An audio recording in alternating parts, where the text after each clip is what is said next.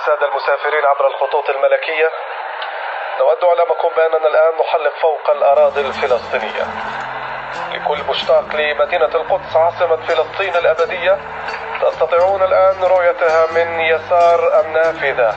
تستطيعون رؤية المسجد الأقصى وقبة الصخرة بلونها الذهبي والحرم القدسي الشريف.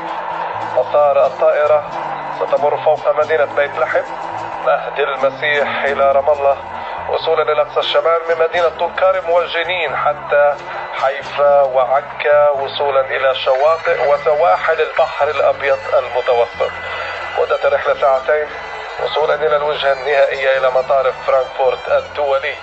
نتمنى لكم رحلة آمنة للجميع.